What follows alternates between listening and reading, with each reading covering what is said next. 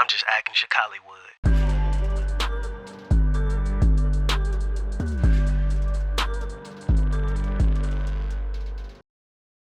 Talk to him. Your haters need you the most. They need you the most because they need to believe the most. They want to believe. They want to believe. You know what? My next question is, how do you deal with adversity or hate in this industry? Love and more love. Love and more love. It's so easy to, it's like with all that getting, get understanding. It's so easy to judge the next person and let them.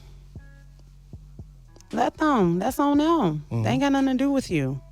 Right. That has nothing to do with you. I'm going to still show up as me. I'm going to still love. Love gets rid of all of that. Yeah. Right? Because as much as you hate me, and you can, like, I don't have to stand here and be disrespected. I'm not going to give you the gun and the bullet so you can load it and shoot me. I don't have to subject myself to negative energy, but also that came from somewhere. Get to it. That came from somewhere. So I have compassion. I have compassion on that. Yeah. You know, like I hope you work that out in yourself, but I'm going to continue to be great. Yeah. Because you need me to be. Beautiful, beautiful. You know what I mean? You need me to be. You need me to be because at the point where I can still turn around and say it's all love, that's what you're going to need the most. You get what I'm saying? Yeah. You hating, and somebody still love you. I'm going to teach you how to love yourself, boo. Ooh, nice. I'm going to teach you how to love you. Man. Okay, so...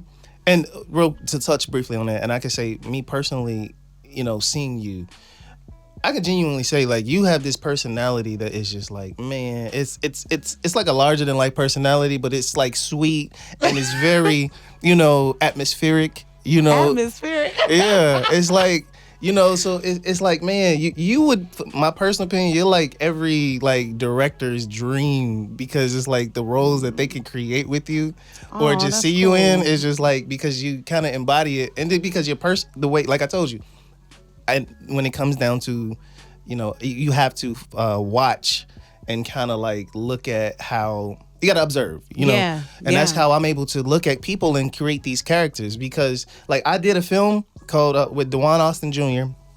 Shout out to him. It's called In the World, and one of the characters was based off of my grandmother, you know, and so because I used to study my grandmother, and I used to be able to look at like little nuances of how like she would do things that are like, does anybody else see this? Like, do you see what's happening? Or so when the film comes out, you guys will see what part I'm talking about. I just want to say that being in a conversation with you stick around long enough and you start talking about other people, you are such an actor. The way you take on other people's characters is hilarious. I love watching it. I'm listening. Nah, man, I appreciate, and that comes from me just observing because I like to basically just sit back and then plus I get that from my grandma because my grandma, when she would tell a story, she would do all the character voices. And she was like, yeah, you know, I was going down the street and, you know, I'm looking like, you know what, this nigga want to hit me. I said, you know what, go ahead. And she would create, it was almost like she was making a script right there because she would verbally set the setting. She would be like, okay, so it was daytime and it was at this and that, and she'd give you all the details that you'd be like, wow. So that's what I picked up from her. So when I'm able to express myself, you know, and then on top of that, being a musician, a rapper, and being able to write coincides even perfectly. So, you know, it was just always dope, man. So that's why I was like, so when I met you, it was like, okay, I know for a fact, like certain roles or whatever the case may be, is just like, oh man, she's gonna kill this because I know she's gonna be able to pour into this particular role. And man, it's so fun. Yeah, and I mean, you know, the fact is, like working with you, you know, when I did on my film Facing Your Demons, man, you killed this role, man. It was like, yeah, you know, I got to do another part of some sort that you got to come back and do your thing or something because it was like, yo. So Thank you. that just goes into Thank showing. you for the opportunity as well. Man, and I thank you for doing what you do. I want to segue into another question. So you were in LA. How do you see the market in the sense of Chicago and LA as far as the acting scene? I mean, LA is LA. You're in LA and everybody is in the industry, right? The person that is packing the groceries, they're in the industry.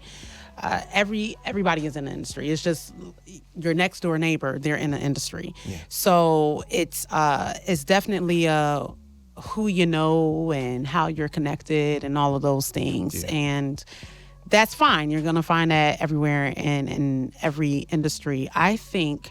And Hollywood is Hollywood, and Hollywood has always been Hollywood for what it is. So that is its own thing, its own game, its own chessboard or whatever have you. It's its own creation.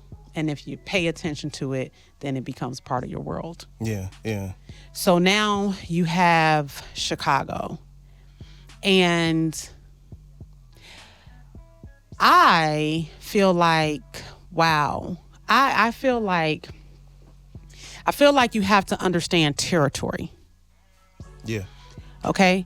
So, man, here's the thing.